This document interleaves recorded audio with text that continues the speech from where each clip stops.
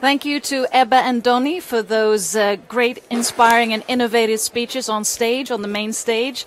And we're here at the Speaker's Corner with me, Sabinije, where I'm going to grab some of the keynote speakers and also speak to the two initiators of Digital Health Days. Just to give you a quick recap, today on the main stage we talked about how disruptive technology changes the world and also extracting value from new sources. And I will give you a summary at the end of the day more on this and also on the health tracks that are running now in the afternoon. But I have the pleasure at this moment to interview two of the initiators of this Digital Health Days project. So please give a warm welcome to Ylva Williams and Thomas Andersson. Please join us. Can you share the mic? Yep. And one thing about the mic is that it needs to be close to your mouth, because otherwise we don't hear anything. Okay, Ylva Williams, CEO, Stockholm Science City Foundation, and Thomas. Those things happen when it's live broadcasting.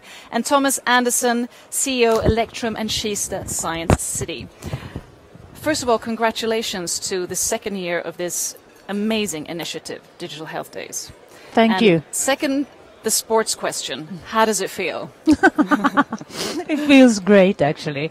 It's wonderful to see that we have so many attendees, and the speakers have been brilliant so far. And I have heard very positive feedback from people listening in, so I'm very happy.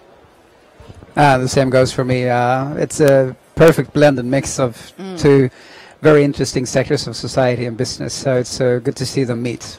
And I mean, last year was the first year, and this is the second year, and now you have 153 speakers, I mean, from all over the world, Perspective Sweden and Perspective Emerging Markets. I mean, what was the initiative? What did you feel was a necessity to actually initiate this conference? Well, I think the necessity was to be here in Stockholm, to be quite frank, because we got what we need. We got the life science sector, we got the ICT sector. So the question was, how could we combine these two sectors into something that was something new, something different, and still was the future? I mean, what you do within the medtech, life science, what it needs in terms of ICT and cloud computing and big data and machine to machine and onwards and forth and so forth. I think that we've got it right. We can always do better, but so far we got it right. Yeah, because I also heard on stage someone quoting that Stockholm is, you know, in the future going to be the hub for digital health, but that we also need to, you know, get leverage on how to actually portray that across globally, because we're a bit modest in our country. So maybe this initiative is actually, you know, helping that. It's a start, at least. That was one of the ideas behind the initiative. Not only, as Thomas says, connecting the two fields, but also trying to set Stockholm on the map, on the global map, and try to help those companies working in the field to grow. I'm just thinking maybe for the viewers, when you refer to connecting the two fields, could you just clarify what these two fields are? Just I started with life sciences, which is what I work within. That's pharma, biotech, medtech, and healthcare. So that's the I would say life sciences is one of Stockholm's pillars, where we have a lot of activities. And then the second one.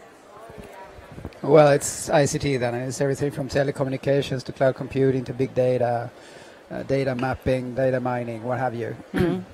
And I'm also thinking, because this is an industry-related conference, and I've also heard, you know, from some people saying, yes, this is wonderful, this is an initiative, but should it also maybe be consumer-related? So that, because we're all talking about educating the patient, is that something that's in the pipeline for future conferences, or what you have in mind for the next conference? Maybe I popped an idea. Actually, early on we thought about it. Yeah. I mean, it would be exciting to have consumers here and patients or consumers. Yes, you're right. On the other hand, it's a bit visionary, and if you have consumers attending, you have to put the level. You have to adopt. Yeah, of course. And I don't know if it's possible to do it at the same time. Maybe in the future. Yeah. Maybe it can get, you know, stir a bit of a conversation. You've got the patients, you've got the healthcare side, or you have two different conferences, of course. Or we could connect them. Exactly. Start off with one and end up with the other. And last but not least, how are you sort of hoping that the vibe and the innovations and you know, walking the talk from now onwards, how do you hope to sort of keep this incentive and energy going? That's I would say something the audience have already talked about. And what would the next step be? And one idea that came up yesterday is to meet every month, have a digital health meeting every month. That's a really good one. And that came from the audience. Okay. So I think, and actually one of the audience said, I'll do it. Perfect. We have an initiator. Yeah, so I think it will continue because it's so important and so. I mean, it's a necessity in order for it to continue, and evolve, if not least. So viewers can turn to the website digitalstockholm.se to find more information once the conference is over. Well, thank you so much, and congratulations. It's been a great success. Thanks. Thank you.